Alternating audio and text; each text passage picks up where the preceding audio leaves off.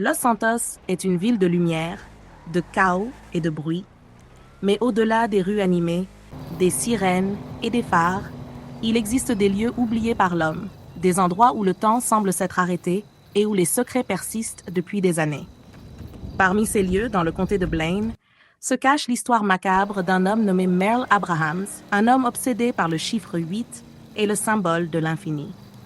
Ceux qui connaissent son nom savent que chaque indice, chaque graffiti, chaque poème ou message caché que l'on découvre dans le désert, dans les montagnes et dans les routes isolées de Los Santos, fait partie de sa folie, de sa vision tordue du monde et de son obsession pour l'infini debout.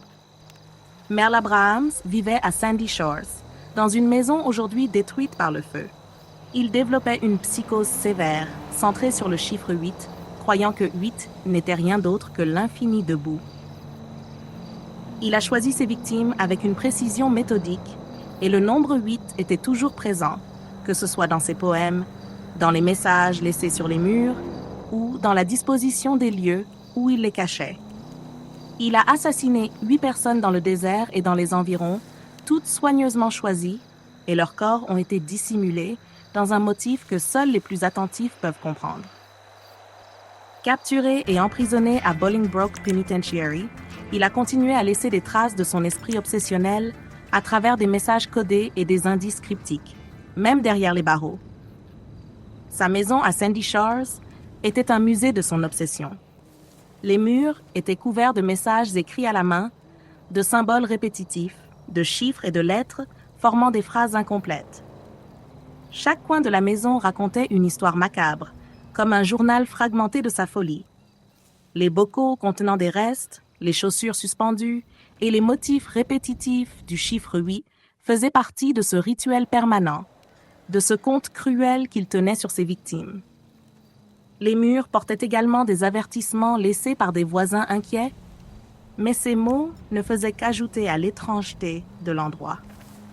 Dans le désert, sur les rochers isolés près de Sandy Shores, des poèmes et des inscriptions gravées racontaient l'histoire des 8 victimes.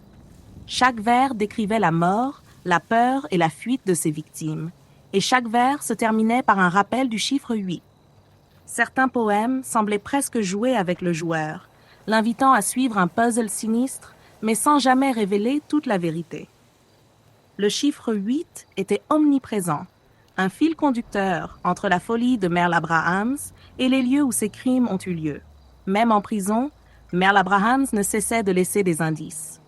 Dans la cour et sur les murs de sa cellule, des messages cryptiques décrivaient des lieux précis, des endroits où l'eau rencontre la terre et où le feu a déjà coulé. Tout était lié au chiffre 8, tout était pensé pour guider ou pour confondre ceux qui tentaient de comprendre. Ces messages laissaient entendre que Merle Abrahams voulait que son obsession soit reconnue, que le joueur comprenne l'importance de l'infini dans sa vision du monde. Les corps des 8 victimes étaient cachés sous l'eau, au nord de Paleto Bay, autour des îles proches de Mount Chiliad. Chaque corps était marqué du chiffre 8, un rappel permanent de son obsession. Les joueurs qui exploraient ces lieux racontaient un malaise intense, une sensation que l'air lui-même portait la présence de l'homme disparu, mais toujours actif dans le monde. Ces messages, ces lettres et ces poèmes n'étaient pas seulement des indices sur ses crimes, mais une fenêtre sur sa folie et sur son obsession pour l'infini et le chiffre 8. Chaque détail dans le désert, chaque graffito, chaque poème gravé sur un rocher, chaque message laissé dans la maison détruite ou dans la prison faisait partie de son obsession. Le chiffre 8 apparaissait partout, comme un symbole de permanence, un rappel que la mort et la folie sont immuables, debout et infinies.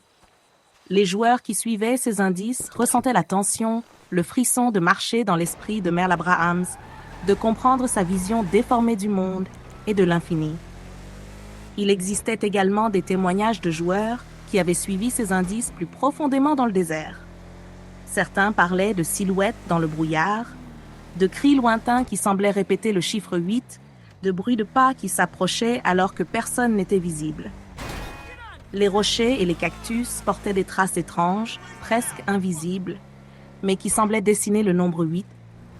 Les poèmes sur les rochers parlaient des victimes une par une, en décrivant leur peur et leur mort, Et le dernier vers rappelait toujours que 8 ne peut être évité, que 8 est l'infini debout. Dans la prison de Bolingbroke, il y avait un mur où Merle avait gravé un long message cryptique. Les joueurs qui lisent ce message disent qu'il décrit l'emplacement exact des corps, mais avec des indices si subtils qu'il faut comprendre son obsession pour le chiffre 8 et la notion d'infini pour le déchiffrer. Les mots parlaient de l'eau, du feu, de la terre et des roches, et de la manière dont tout cela était connecté dans un schéma que lui seul pouvait comprendre. Même aujourd'hui, l'histoire de Merle Abrahams continue de hanter Los Santos. Les joueurs qui explorent Sandy Shores, le désert de Senora, les rochers isolés et les îles au nord de Paleto Bay peuvent encore sentir sa présence à travers les messages et les poèmes qu'il a laissés. Le vent qui s'engouffre entre les arbres et les rochers, la brume qui recouvre les routes désertes, les craquements des branches et le bruissement des feuilles semblent tous porter ces mots et rappeler le chiffre 8 et l'infini debout. Merle Abrahams n'est pas seulement un nom dans l'histoire du jeu, c'est une légende qui traverse le temps, une présence que l'on ressent à travers chaque indice laissé derrière lui. Les poèmes, les graffitis, les lettres, les corps cachés et le chiffre 8 forment une toile de folie que le joueur peut explorer, découvrir et ressentir. Entrer dans ces lieux, lire ces messages, marcher dans les pas de ses victimes et suivre les indices de Merle Abrahams, c'est marcher à travers la folie, comprendre l'infini et sentir que certaines obsessions ne meurent jamais vraiment. Et quand la nuit tombe sur Los Santos, que le vent souffle à travers les arbres et les rochers, que la brume recouvre les routes et que le silence devient complet, il est possible de sentir la présence de Merle Abrahams.